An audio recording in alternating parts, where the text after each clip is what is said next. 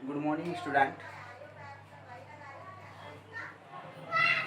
आज हम स्टार्ट करने जा रहे हैं इनवर्स ट्रिग्नोमेट्रिकल फंक्शन, जो कि इंटर क्लास की एनसीईआरटी का चैप्टर नंबर 2 है। ठीक है, और ये बहुत ही अच्छा टॉपिक है, बहुत इम्पोर्टेंट टॉपिक है, जो आपके बोर्ड के जो एग्ज़ाम होंगे, जो आपके आने वाले एग्ज़ाम होंगे, उनकी एग्ज़ाम की दृष्टि से आपको अच्छे मार्क्स गेन करने में आपकी बहुत मदद कर रहा होगा ये चैप्टर। और इस चैप्टर को स्टार्ट करने से पहले इस चैप्टर में जितने भी फॉर्मूला हैं, ठीक है, इस चैप्टर में जितने भी फॉर्मूला हैं, पहले हम उन फॉर्मूलों का स्टडी कर रहे होंगे और वो फॉर्मूले जो भी होंगे वो कैसे सिद्ध हुए, कैसे प्रूफ हुए, वो फॉर्मूले ये हम आपको बता पा रहे होंगे।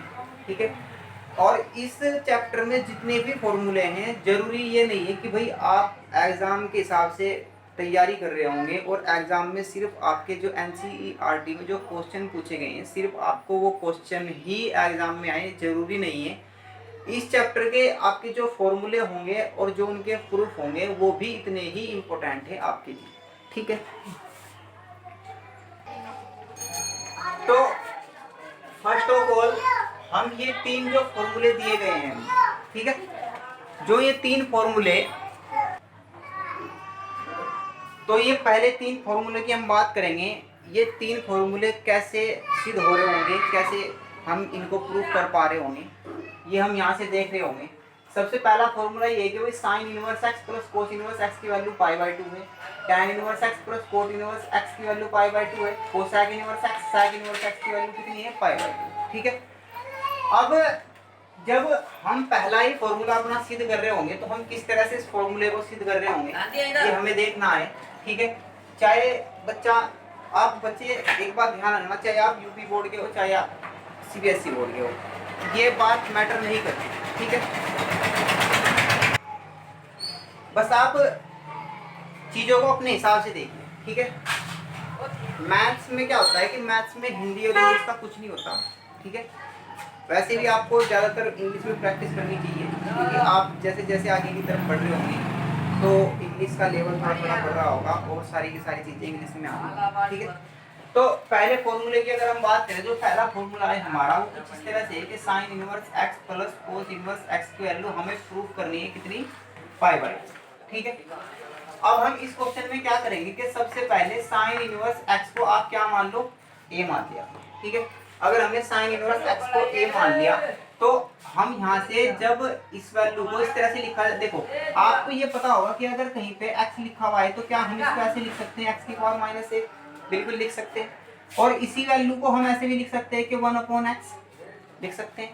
ठीक है, यानी कि अगर कहीं पे कोई वैल्यू x की पावर 1 में लिखी हुई है और हम उसे अपॉन में लाए तो इस तरह से लिखी जाएगी x की पावर -1। ठीक है, और उसके बाद उसी वैल्यू को अगर हम ऊपर की तरफ ला रहे होंगे तो वैल्यू ऐसे लिखी जा रही हो।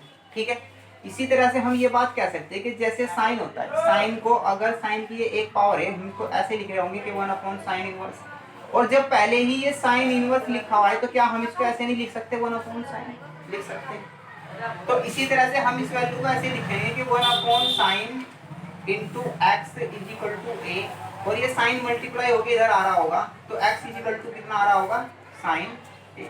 ठीक है, आप समझ पा रहे हो। अब इसके बाद हम क्या करेंगे, इसके बाद हम ऐसा करेंगे कि x इज इक्वल टू, अगर आपको पता हो हम इस वैल्यू को ऐसे लिख सकते हैं कि cos π/2 - a। क्वाड्रेंट में चले जाइए आप, क्वाड्रेंट में cos 90 - थीटा, क्वाड्रेंट में cos 90 - थीटा किसके इक्वल होता है, sin थीटा के इक्वल होता है, और यहाँ पे वही sin थीटा आया हुआ है। इसके बाद हम क्या कर रहे होंगे, ये cos इधर से इधर ला रहे होंगे।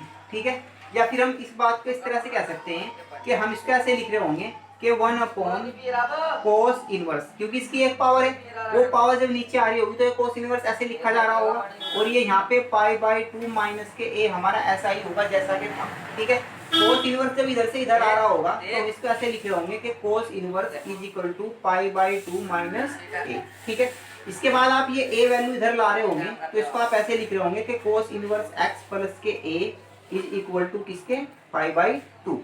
ठीक है, इसके बाद हम क्या कर रहे होंगे, हम ऐसे कर रहे होंगे कि ए की जो वैल्यू आप स्टार्टिंग में मान के चले थे, यहाँ पे ये जो स्टार्टिंग में आप ये लैट करके चले थे, let sine inverse x equal to a, इसके बाद आप क्या करोगे कि ये ए की वैल्यू यहाँ पे रख दोगे, ये ए की वैल्यू कितनी है आपकी साइन इनवर्स एक्स, इसको यहाँ पे रख दोगे और ये फंक्शन बन जाएगा cos inverse x plus sine inverse x equal to किसके, पाई बाई 2 के, ठीक है। और यही हमारा फर्स्ट फॉर्मूला था, ठीक है। इसी तरह से जब हम दूसरा फॉर्मूला सिद्ध कर रहे होंगे तो सेम बिल्कुल उसी क्वेश्चन में हम इस तरह से लिख रहे होंगे कि tan इनवर्स x की वैल्यू हमने अब की बार फिर से a मान ली। अगर tan इनवर्स x की वैल्यू हमने a मान ली तो एक बात आप हमेशा ये याद रखोगे कि अगर यहाँ पे इनवर्स लगा हुआ है किसी भी ट्रिग्नोमेट्रिकल फंक्शन पे, यहाँ पे इनवर्स लगा हुआ है और जब इनवर्स वाली चीज हम इधर लेके जाते हैं तो ये इधर जाके इनवर्स खत्म हो जाता है। तो ये इस तरह से लिखा जाता है कि x equal to tan a, जैसे हमने ये बनाया था यहाँ पे ऐसे आते, ठीक है। लेकिन यहाँ पे वैल्यू हमने डायरेक्ट लिख दी, ठीक है। इसके बाद हम क्या करेंगे, इसके बाद क्या हम ऐसा कर सकते हैं कि इसको हम इस तरह से लिख दें कि कोट पाई बाई 2 माइनस ए लिख सकते हैं।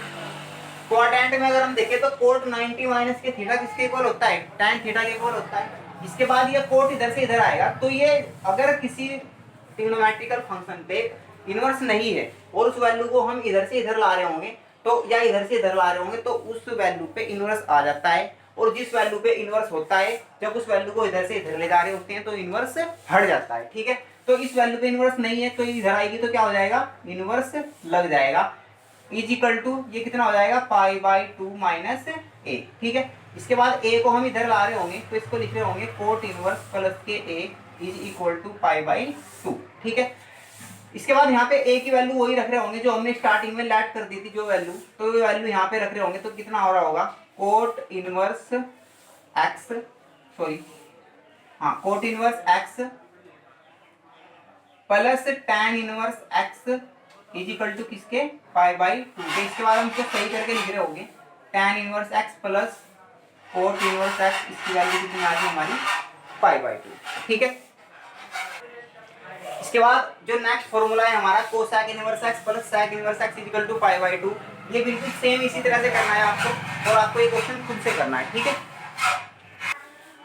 अब हम बात करेंगे ये दो नेक्स्ट फॉर्मूले की, ये बहुत इंपॉर्टेंट फॉर्मूले हैं और बहुत ज़्यादा बार यूज होंगे आपके यूनिवर्स ट्रिग्नोमेट्रिकल फंक्शन में, लगभग 80% क्वेश्चन में ये दोनों फॉर्मूले यूज हो रहे होंगे, ठीक है।